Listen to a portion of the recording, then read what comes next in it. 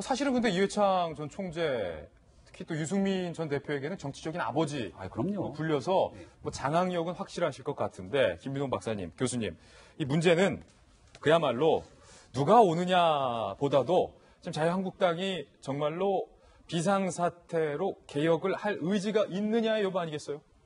맞아요. 저는 이제 이런 얘기가 오고 가는 걸 보면서 자유한국당이 아직도 정신을 못 차리고 있구나라는 생각을 강하게 받게 돼요.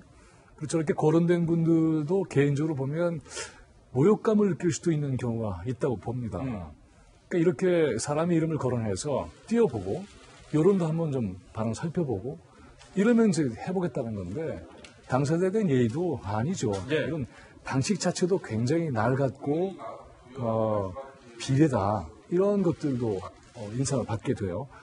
이 자유한국당이 왜 몰락을 했습니까? 기본적으로 이제 겨울의 촛불부터 시작을 해서 역사를 바꾸는 굉장히 중요한 대전환이 있었던 거 아닙니까? 그리고 국민들이 이제는 민주주의 확실하게 해라. 그리고 평화를 위한 정치 체제를 만들어내라. 아주 분명하게 목소리를 냈는데 거기에 대한 성찰, 그리고 거기에 대한 반성, 거기에 대한 미래 비전 이런 거 지금 전혀 내놓고 있지 않잖아요.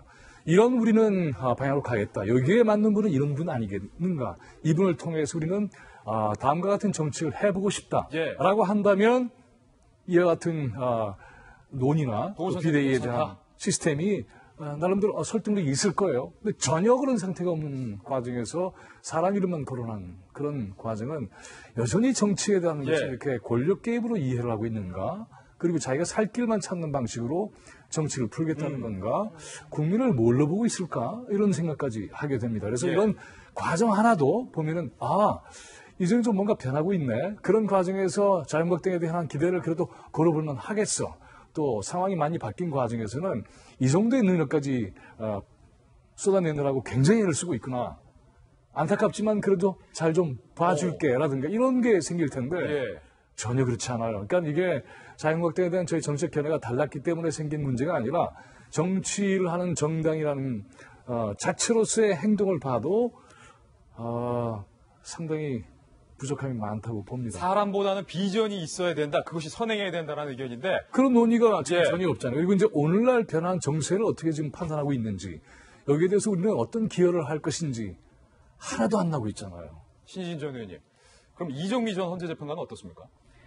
그것도 참 왜 그런 생각을 하시는지 본인은 얼마나 불쾌하실까 정말 다들 말씀하시지만 본인은 얼마나 불쾌하시겠어요. 불쾌하실 거죠. 예. 전 굉장히 참담하다고 생각할 정도로 그리고 말씀대로 저도 이렇게 좀 이런 거론을 하고 할 때 본인한테 물어도 보고 좀 상대를 배려하는 식의 어떤 저는 그런 것도 있어야 된다고. 정치가 결국 국민을 대상으로 하는 거 아닙니까? 그러면 이 결과도 중요하지만 어떤 과정을 통해서 이 길을 가나도 중요한데 지금 가는 길 자체도 너무 지금 예의가 없는 정당처럼 그러니까 보이는 거죠. 원래는 안 그랬는데. 그래요? 안 한다 그러니까. 물어보면 아무도 안 한다 그러니까. 물어보면 아무도 안 한다고 하니까. 어쩔 수 없이 일단은 띄워놓은 게 아닌가 싶은데 이게 김병준 교수가 그런 얘기를 해요. 처음에는 이 비대위 얘기가 나왔을 때 가서 당신이 헌신해갖고 진짜 바꿔라라고 주변에 있는 사람 10명 중에 9명이 얘기했다는 겁니다. 근데 시간이 조금 지나고 나니까 개파 투쟁이 시작되고 나잖아요. 10명 중에 가라는 사람이 1명도 안 된다는 거예요. 그러니까 지금 있는 한국당 상황에서 아무도 온다는 사람이 없기 때문에 일단 저렇게 띄우려고라도 하는 노력들이 보이는 건데 한국당이 제발 좋은 사람을 찾았으면 좋겠습니다. 이정미 전 헌재 재판관이 퇴임식 당시에 했던 발언 저희가 준비했습니다. 한번 들어보시죠. 바로 그제 참으로 고통스럽고 어려운 결정을 하였습니다. 평화롭기만 해 보이는 그 자리가 실은 폭풍치는 바다의 한가운데였습니다. 비록 오늘은 이 진통의 아픔이 클지라도 우리는 헌법과 법치를 통해 더 성숙한 민주국가로 나아갈 수 있을 것이라고 믿습니다. 또 이렇게 보니까 이정미 전 헌재 재판관이 비대위원장으로도 뭐 나쁘지는 않다. 또 그렇게 보이네요. 말씀하시는 거 들어보니까. 자유한국당의 비대위원장은 아닌 것 같아요. 네, 알겠습니다. 단호박이세요.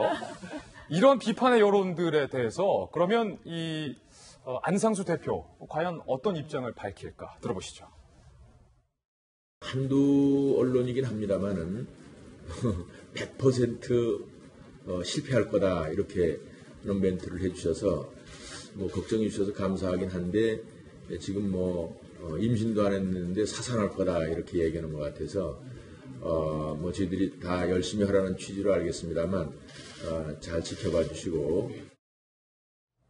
네, 안상수 준비위원장의 발언까지 들어봤습니다. 이번엔 저희가 준비한 다음 핵 직구입니다. 들어보시죠.